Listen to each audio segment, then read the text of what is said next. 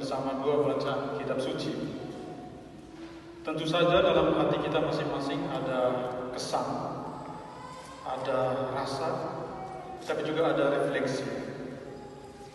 Tapi ada pula rasa ingin tahu tentang apa yang akan kami katakan pada kesempatan ini.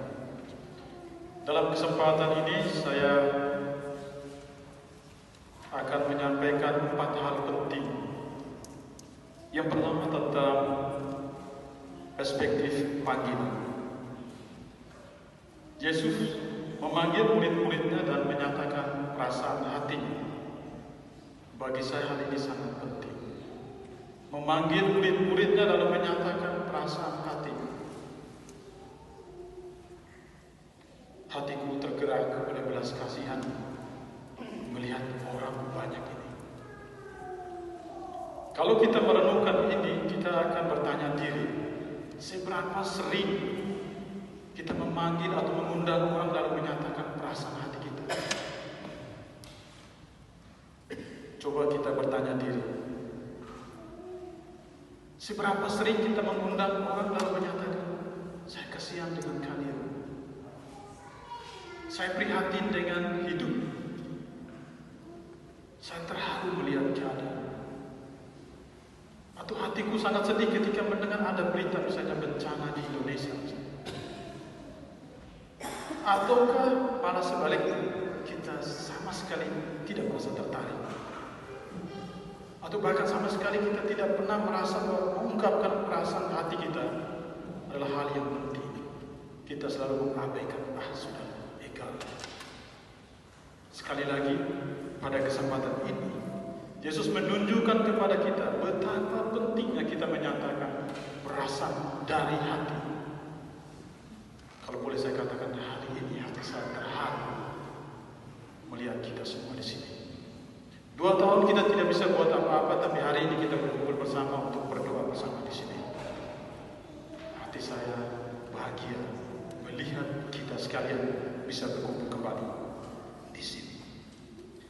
Yang kedua, tentang komunikasi. Komunikasi Yesus adalah sebuah misteri. Karena kalau kita amati dari bacaan Injil hari ini, tampaknya begitu sederhana. Dia hanya bertanya 2 pertanyaan. Bagaimana di tempat yang sunyi ini orang memberi mereka roti sampai kenyang? Itu pertanyaan pertama. Dan pertanyaan kedua, berapa roti yang ada padamu? Tentang bagaimana dan berapa. Coba kita lihat kembali dalam perjalanan hidup kita. Berapa kali dalam sehari kita mengajukan pertanyaan, baik itu kepada diri kita sendiri maupun kepada orang lain. Dan seberapa rumitnya pertanyaan yang kita ajukan. Yesus mengajukan cuma 2 pertanyaan. Dan pertanyaan itu sederhana. Bagaimana dan berapa. Inti dari pertanyaan pertama adalah soal bagaimana dapat memberi.